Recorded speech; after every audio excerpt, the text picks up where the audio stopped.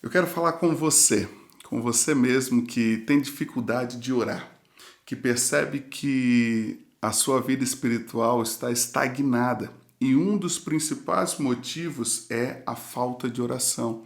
Talvez você até já tentou em alguns momentos romper com esta limitação, mas não conseguiu e já desistiu. Eu quero conversar com vocês alguns minutinhos, pode ser? Meu nome é Uriel Santana, este canal é o Sarça Digital, um projeto que vem promover conversas que te aproximam de Deus e que te levam a viver uma vida extraordinária na presença do Senhor. Nós entendemos que a oração é a chave que abre praticamente todas as portas que dão acesso àquilo que Deus já tem preparado para mim e para você. Existem muitas pessoas que não vivem o melhor de Deus porque não oram. Existem muitas pessoas que ainda não conhecem a Deus porque não oram. Existem pessoas que constantemente caem ou estão presas nas mesmas armadilhas porque não oram. A oração, ela muda qualquer cenário. E a Bíblia nos mostra isso, e a história nos mostra isso. Então, se esse tipo de conteúdo faz sentido para você, se você acha que precisa, conversar mais sobre isso para que o assunto oração venha para primeiro plano no seu dia a dia, eu já te peço que se inscreve no canal, já ativa o sininho e nos acompanha. Nos acompanha porque semanalmente nós estaremos lançando novos conteúdos com princípios, conselhos, dicas que podem, se colocados em prática, te libertar de algumas prisões, sejam mentais ou sejam espirituais, e te colocarem em um caminho ao centro da vontade de Deus. Beleza? Então vamos lá. No vídeo anterior, e eu acho que ele vai estar por aqui, depois tu clica e assiste se você ainda não assistiu, nós demos início ao curso Aprenda a Orar com Jesus. E nós já conversamos sobre algumas coisas lá. Hoje, no vídeo anterior, nós falamos sobre a partir de Lucas 11:1 e hoje nós vamos meditar sobre Lucas 11:2 e vamos partir da seguinte pergunta: o que falar em uma oração? Eu acho que essa é uma das principais dificuldades que as pessoas encontram. Vou falar o quê? Parece que eu falo tudo e em 5 minutos já não tem mais nada o que falar. Em Lucas capítulo 11, verso 2, nós vemos Jesus apresentando um modelo de oração chamado oração do Pai Nosso. Essa é uma das orações mais conhecidas no mundo, até acho que entre pessoas de outras religiões, entre pessoas até que não acreditam em Deus, conhecem o Pai Nosso. Mas hoje, nesse vídeo, eu quero caminhar observando outras passagens onde nós podemos ouvir Jesus falar e aprender. E extrair elementos que, se Jesus priorizava, nós também precisamos priorizar. E eu anotei aqui no mínimo quatro ou cinco tópicos que estavam presentes na vida de oração de Jesus, e se você incluir isso na sua vida de oração, você já vai ver que meia hora já se torna pouco. O primeiro tópico que eu percebo ouvindo Jesus orar em outras passagens é a gratidão. Se você abrir a Bíblia em João capítulo 11, verso 41, antes de Jesus ressuscitar Lázaro, ele ora. Ele está em frente a um túmulo, tem um monte de gente chorando. Ele sabe que vai realizar um milagre, mas ele ora antes e ele fala o seguinte: Pai, graças dou ao Senhor porque me ouviu. Uma das coisas que a gente esquece de agradecer a Deus é pelo privilégio de ser ouvido por Ele. Você já imaginou o privilégio, a honra que nós temos de, mesmo sendo tão pequenos, tão falhos, tão limitados, sermos ouvidos por um Deus tão grande? é de agradecer por isso. Quando eu olho para a Bíblia, eu vejo em João, capítulo 6, verso 11, Jesus está de frente de uma grande multidão, ele pega 5 pães e 2 peixinhos, ele sabe que vai multiplicar e vai alimentar todo mundo. Mas antes de alimentar todo mundo, ele pega o pão, ele pega o peixe, ele agradece. É como se ele falasse para a gente, é pouco, mas eu agradeço. É pouco, mas mesmo assim eu vou agradecer. E quando ele agradece e começa a repartir, o milagre acontece. Tem hora que a gente agradece só pelas grandes coisas. Tem hora que a gente agradece só quando, na nossa ótica, o milagre é muito grande. Mas você já decidiu ou você já tentou agradecer pelas pequenas coisas, pelas coisas simples da vida? Eu gosto de uma passagem onde o salmista Davi fala assim, bendiz a minha alma ao Senhor e não se esqueça de nenhum dos seus benefícios. Não é só dos grandes, mas dos pequenos também. Quando tu entra na oração e tu começa a agradecer por cada detalhe, tu começa a perceber um Deus que parece que está se preocupando com tudo, e de fato está.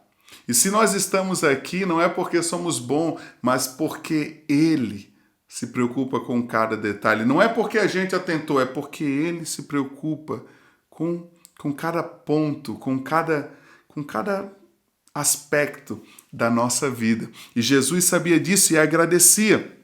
Eu digo para vocês, se você abrir a Bíblia em Mateus 26, 26, Jesus estava na mesa, estava ali a última ceia com os seus discípulos. Ele sabia que ia sair dali, ia ser traído, ia ser preso, ia ser machucado, mas naquela mesa ele pega o cálice, pega o pão e ele dá graça. Ele agradece, ele diz, o momento não é tão de festa, eu sei o que está prestes a acontecer, mas eu vou agradecer pela comunhão, por esse momento presente, porque eu estou aqui, porque eles estão aqui, eu vou agradecer. A gratidão era presente na oração de Jesus. Um outro tópico que eu vejo é o perdão. Jesus estava na cruz sendo machucado, sendo injuriado, sendo caluniado, sendo ridicularizado. E sabe o que ele faz? Ele começa a orar. E nesta oração, Jesus pede por perdão. Ele clama para que aquelas pessoas fossem perdoadas. Será que esse não é um tópico que falta nas nossas orações? Porque às vezes a gente até pede perdão pelos nossos pecados, mas nesse momento Jesus está pedindo perdão pelo pecado de outros. Eu lembro que Daniel, no livro dele, o profeta Daniel, também pede perdão pela nação, pelo pecado de Israel. E esse é um tópico que eu aprendi observando Jesus. Porque se entendemos que somos um corpo, não adianta só um membro estar saudável. Pelo contrário, nós precisamos que todos estejam saudáveis, que todos sejam perdoados. Então, se você sabe que algum irmão se encontra em algum tipo de falha, começa a orar por ele, começa a interceder por ele e dizer, Jesus, perdoa ele, me perdoa e perdoa ele. E já aproveita, se ele errou com você, já libera perdão. Já libera perdão, porque isso é fundamental também para receber. Um outro aspecto sempre presente na oração de Jesus era a empatia. Jesus, se você abrir a Bíblia em João capítulo 17, ele está orando por mim, ele está orando por você, ele está orando pelos discípulos. E ele fala o seguinte, minha oração não é por este mundo, mas por aqueles que me deste, que pertencem a mim. Não peço que os tire do mundo, mas que os proteja do maligno. Não peço apenas por esses discípulos, mas também por todos que crerão em mim por meio da mensagem. Jesus ora por quem estava perto e por quem estava longe. Jesus ora pelos de agora e pelos do futuro. Jesus está orando, mas já está enxergando lá na frente e já está intercedendo. Talvez você esteja me ouvindo, é solteiro, mas já ora pelos filhos. Talvez você já tem filhos, mas já ora pelos netos. Se torne um intercessor de gerações, como Cristo. Seja empático. Pare de ser egoísta na sua oração. Se lance em oração, mas não só por você. Se lance pela sua família.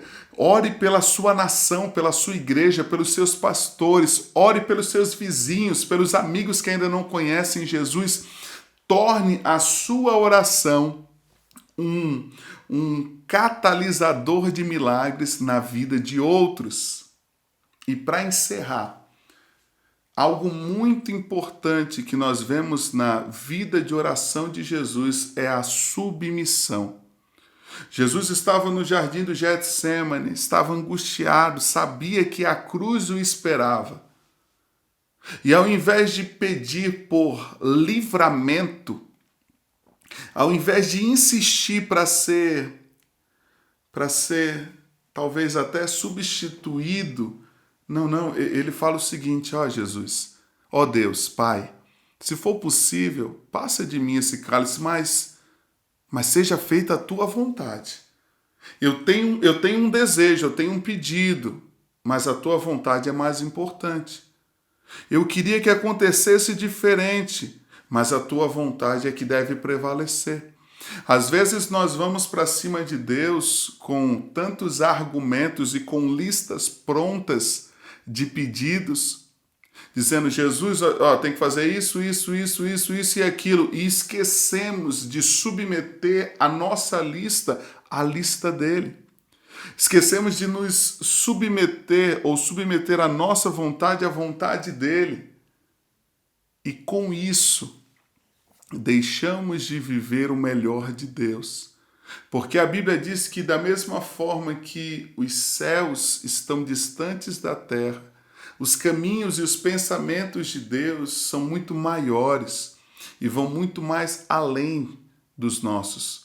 Quando insistimos em viver a nossa vontade, vivemos uma vida pequena e previsível. Mas quando nos submetemos à vontade de Deus, começamos a viver o que nunca imaginamos, aquilo que olho não viu, que ouvido não viu e que nunca veio ao coração. É aí que nós começamos a viver uma vida abundante. Gente, eu já falei demais, mas eu espero que esta conversa te inspire a sair daqui agora e começar a orar. Eu espero que todos esses elementos estejam presentes na sua próxima oração: gratidão, perdão, empatia e submissão. Se você se dedicar,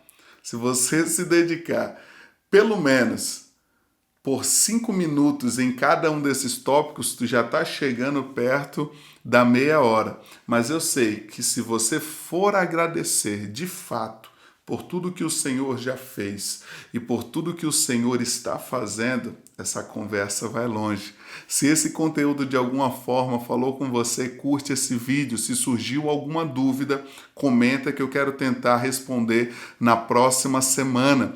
Se esse vídeo te fez lembrar de alguém, já pega, já compartilha e se inscreve para que o YouTube possa entender que mais pessoas precisam ter acesso a esse conteúdo. Eu te espero aqui na próxima semana. Deus te abençoe. Um abraço. Até a próxima.